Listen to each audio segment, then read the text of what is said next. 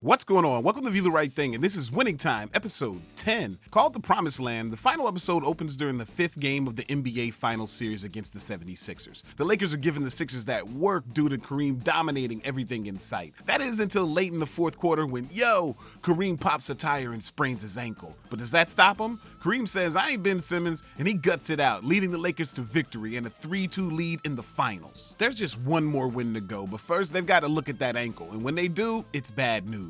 No matter how tough Kareem is, he's out for Game 6. And with Kareem on the shelf, Westhead and Pat Riley are desperate for a replacement. And luckily, Spencer Haywood knows the perfect guy, Spencer Haywood. He fully expects to be recalled to the team, but he does too many drugs even by Lakers standards, so that's a hard no. But Dr. Bus is screaming hell yeah, because with the Lakers making it to the finals, his bet on himself is paid off. Good news, Jerry, the team is making money. Bad news, Jerry, since his mother is passed, he's got to pick someone to count it. Jeannie's like, "What about me?" And Bus is like, "Well, what about your brothers?" And Jeannie's like, "No, seriously, what about me?" And Jerry's like, "Okay, good point." And he gives the job to Claire. Meanwhile, the Lakers head to Philly for Game 6, but before they leave, Jack McKinney talks to Westhead and he's like, "Yo, you took down my job, you better take down the whole thing."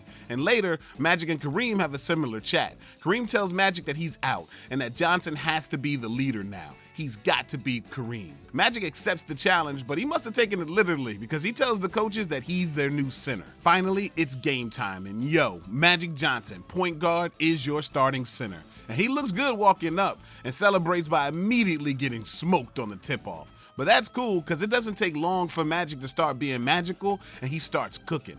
The Lakers soon take the lead, but the Broad Street Bullies have a counter. What if the way to beat the Lakers is just to beat the Lakers? And they ramp up the aggressive play, fatiguing the LA squad. And their plan is working too because by the fourth quarter, the 76ers are only down by 1 point and the Lakers look shook. During the timeout, the Lakers look defeated, but Pat Riley has one more card left to play. He's like, "Yo, Magic, did you know that Larry Bird just won the Rookie of the Year by a landslide?" Magic's like, "No, I did not know that." And he re-enters the game looking to take it all out on Philly. Johnson plays like a man on fire, and the rest of the Lakers play like champions. It's a blowout when the final buzzer lets off, and the Lakers are officially your 1980s NBA champions. So now the Lakers have won, and to the victors go the spoils. Good news, Kareem, you've just been named the Finals MVP. Bad news, Kareem, you'll never get it. Because in the episode's final moments, NBA Commissioner David Stern decides to give it to Magic Johnson. David Stern figured that with Bird winning the Rookie of the Year,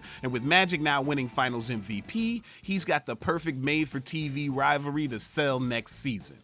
David Stern and evil schemes. Name a better duo. In the end, Magic accepts the award, and showing how far they've come as a pair, Kareem is actually cool with it. In the end, the Lakers have the chip and the MVP, but they want more, and they won't settle for anything less than a dynasty. If you like the content, hit that like and subscribe, then ring the bell and leave a comment. It helps the channel grow. And as always, thanks for watching View the Right Thing. Peace.